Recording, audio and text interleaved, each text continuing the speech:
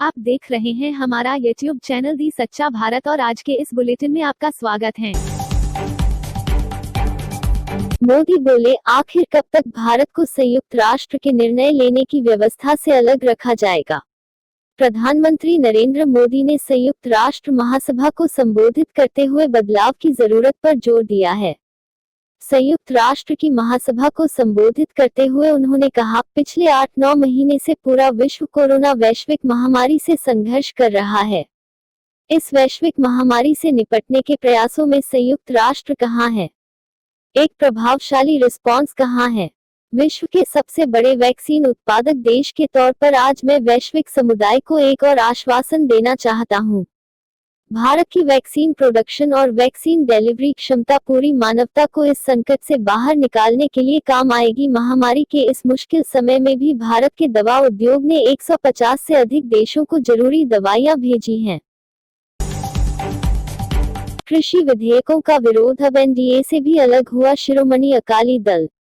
केंद्र सरकार के कृषि विधेयकों का विरोध कर रही शिरोमणि अकाली दल ने अब एनडीए से अलग होने का ऐलान किया है। 9 दिन पहले केंद्र सरकार में मंत्री हरसिमरत कौर ने भी पद से इस्तीफा दे दिया था। अकाली दल भाजपा की पुरानी सहयोगी पार्टी रही है और लंबे समय से एनडीए का हिस्सा थी। आज शिरोमणि अकाली दल की कोर समिति की बैठक में सर्वसम्मति से एनडीए से अलग होने का फैसला लिया गया है।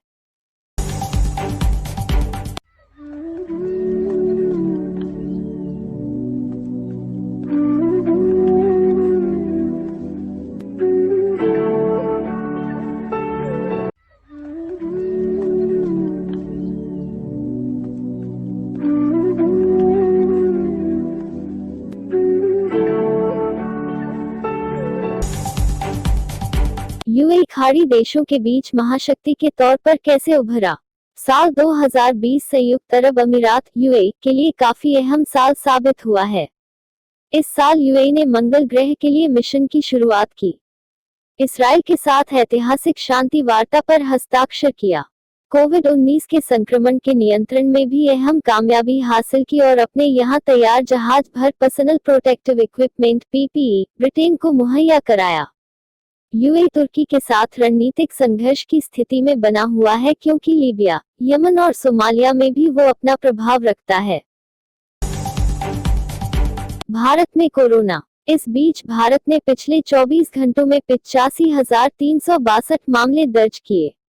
इसके साथ देश में कोरोना संक्रमण के मामलों की संख्या 59 लाख के पार हो गई है। इसके अलावा महामारी के कारण 1089 लोगों की मौत हो गई, जिससे मृतकों की संख्या 93,379 हो गई।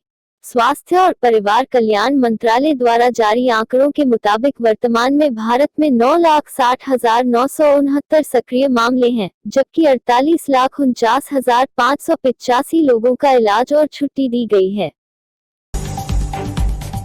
प्रदेश में कोरोना के 2045 नए मामले, 14 की मौत। कुल पॉजिटिव आंकड़ा 1,26,775 पर। राजस्थान में शुक्रवार को कोरोना के रिकॉर्ड 2045 नए मामले सामने आए, जिसके बाद कोरोना का कुल आंकड़ा बढ़कर 1,26,775 पर पहुंच गया है। वहीं बीते 24 घंटे में 14 मरीजों की मौत हुई है। प्रदेश में इस बीमारी से अब तक 1,426 मरीजों की मौत हो चुकी है।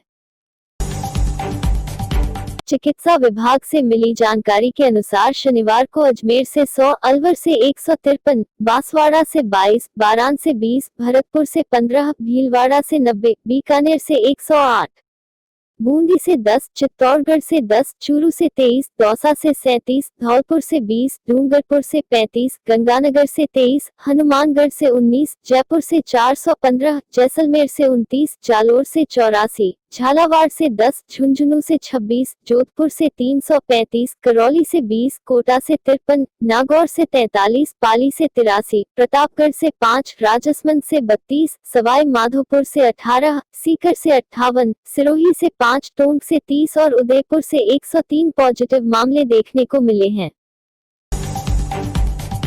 डूंगरपुर हिंसा, तीसरे दिन भी उपद्रव जारी, फायरिंग में एक की मौत। जयपुर से आला अधिकारी रवाना। स्थिति को नियंत्रण को रखने तथा कानून व्यवस्था के लिहाज से पुलिस महानिदेशक लाठक, पुलिस आयुक्त जयपुर आनंद श्रीवास्तव और अतिरिक्त पुलिस महानिदेशक भ्रष्टाचार निरोधक ब्यूरो एम दिनेश सहित अन्य अधिकारियों को रात्रि में ही हेलीकॉप्टर से डूंगरपुर भेजा गया है।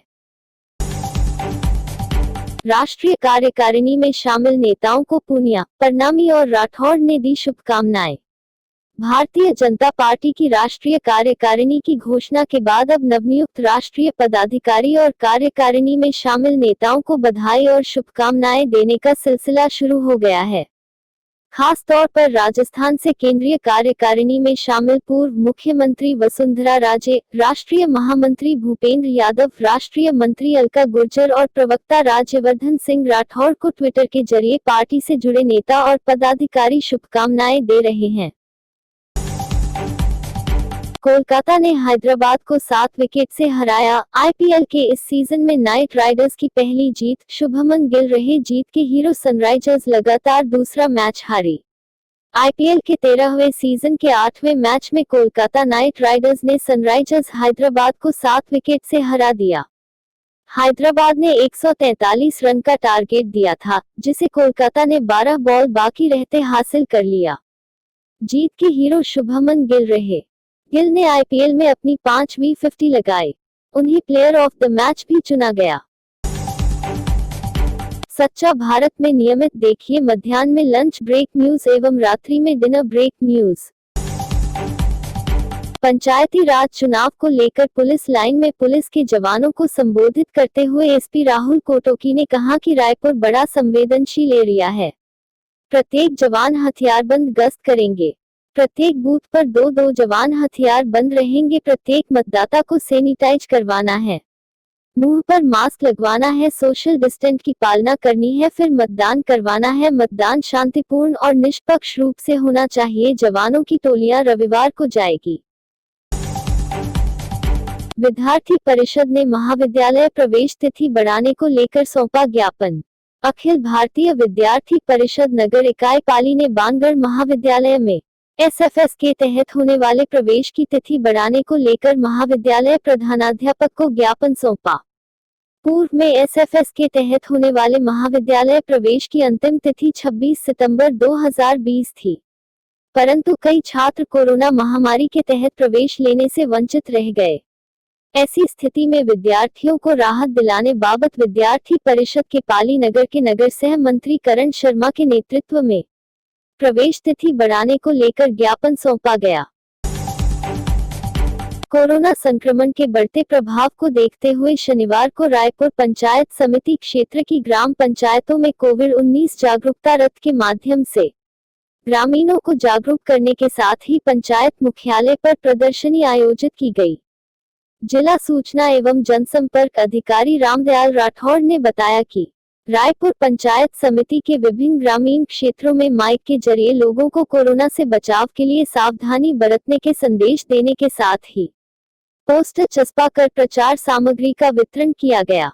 इसके अलावा भी जिले के शहरी क्षेत्रों में ऑटो रिक्शा के माध्यम से भी प्रचार करवाया जा रहा है। जागरूकता रथ द्वारा आमजन को नो एंट्री नो मास्क की पालना करने के साथ 2 गज की सामाजिक दूरी बनाए रखने, बार बार साबुन से हाथ धोने, सार्वजनिक स्थानों पर नहीं थूकने की हिदायत दी गई है। शर्मा की अध्यक्षता में निजी स्कूल संचालकों की मीटिंग हुई संपन्न। स्कूल संबंधी समस्याओं पर किया गया मंथन। शहर के सूरजपोल स्थित एक निजी स्कूल में मीटिंग का हुआ आयोजन।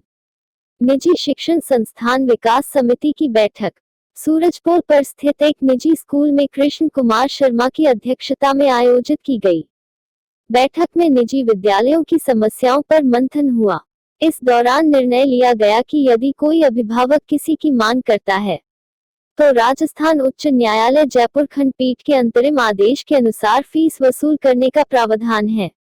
इसके साथ अन्य और भी कई समस्याओं का समाधान की बातें मीटिंग में रखी गई।